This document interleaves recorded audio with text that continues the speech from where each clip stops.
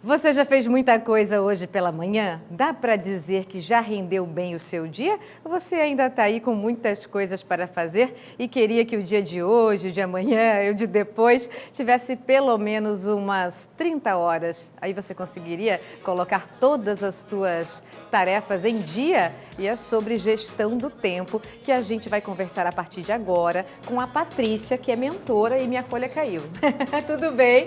Seja bem-vinda ao Ver Mais, uma ótima tarde. Obrigada a todos. Vamos falar de tempo, né? Pois é, né? Por que a gente tem essa sensação, assim, que 24 horas é um tempo curto para a gente colocar tudo que a gente precisa em prática? São 86.400 minutos por dia, né? Então, se a gente distribuir bem as nossas tarefas, a gente consegue.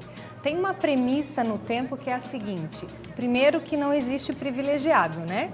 Todo mundo tem 24 horas. É porque tem gente que é super organizada, consegue e sobra tempo ainda. Exato. E tem gente que não. O que acontece? E a outra premissa é que a gente consegue fazer tudo, tem tempo para todas as coisas. Então, normalmente, quando as pessoas perguntam assim, como é que eu faço? Qual é a ferramenta? Qual é a técnica para eu otimizar o meu tempo? Aí a gente tem diversas técnicas. Mas a primeira, principal de tudo, é foco, é tirar as distrações. E normalmente é onde a gente tem mais dificuldade, principalmente na era que a gente está vivendo. O que prejudica mais, assim, no dia de hoje? Assim, o que a gente pode olhar e encarar como distração? Quando você se dedica a fazer alguma tarefa e olha ao redor e vê que todas as coisas que estão ao redor não tem nada a ver com aquela tarefa, tudo aquilo ali é distração.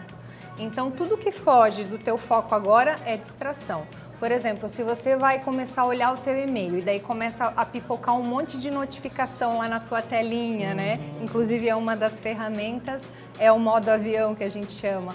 Aquilo ali é uma distração, porque se você puder focar e fazer, você vai fazer com qualidade, vai fazer de maneira mais rápida, né?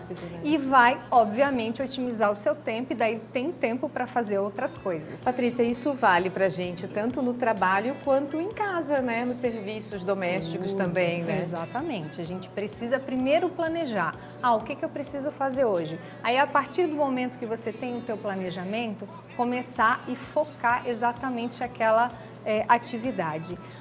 No teste que nós fizemos lá, quais eram, por exemplo, as atividades que as pessoas mais procrastinavam, ou seja, deixavam para depois. Uma delas é atividade física e a gente sabe que realmente todo mundo tem aquela... Eu falei ontem aqui no programa, né, que a gente sempre fica encontrando uma desculpa. Sempre. Mas por que a gente encontra uma desculpa? Porque ainda não é uma prioridade. Então imagina, se você conseguir focar, aí a gente acaba também se complicando, complica a nossa logística. Vou fazer academia lá em tal academia. Fica longe, demora para chegar, não consegue fazer todo dia, se desanima porque não consegue ter aquela rotina eficaz. Então a minha sugestão é a seguinte: quer começar? Começa devagar, começa com 10, 15 minutos em casa e aí todos os dias cria aquele hábito. Aí você começa a criar um hábito daquela atividade. E aí tem aquela sensação de satisfação e no final do dia a sensação de que o trabalho foi bem feito. E uma dica para a gente conseguir colocar tudo em prática também, Patrícia, é tentar acordar um pouco mais cedo. Sim, com certeza. Acordar cedo. A gente tem uma outra técnica muito boa, até nós conversamos na palestra, que é a troca. Ou seja, a gente já tem um monte de coisa para fazer. Aí aparece alguém, faz isso para mim? Eu tenho dificuldade de dizer não. Você tem? É difícil. Então, o que a gente faz? A gente troca. Ok, eu faço isso para você. Você pode fazer isso para mim?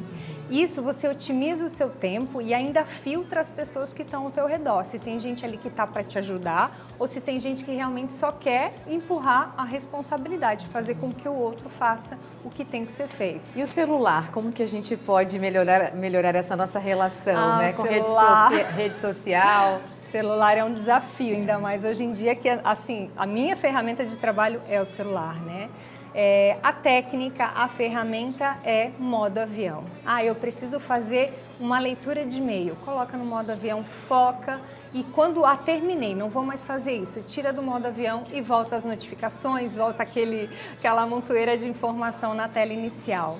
Essa é uma das formas, né? tem a maneira de tirar as notificações também. Você já sabe que você entra no WhatsApp toda hora, ou entra no Instagram, nas suas redes sociais ou no e-mail. Então você não precisa ficar recebendo essas notificações. Você sabe que você vai entrar e não precisa daí toda hora ser lembrado, porque isso acaba tirando também a tua intenção de atividade, de tarefa. Imagina, você tá lá no WhatsApp, aí pipoca lá uma mensagem do, né, um Instagram ou até um e-mail de um chefe. Bate aquela curiosidade, né? A gente quer dar uma olhadinha na mensagem. Aí tu fica dividido. E agora, eu continuo aqui ou eu vou para lá? Então, a ideia é essa, é tirar essas notificações, modo avião e focar exatamente no que você está fazendo. Amei as dicas. Muito obrigada, Patrícia, pela participação. Obrigada a todos.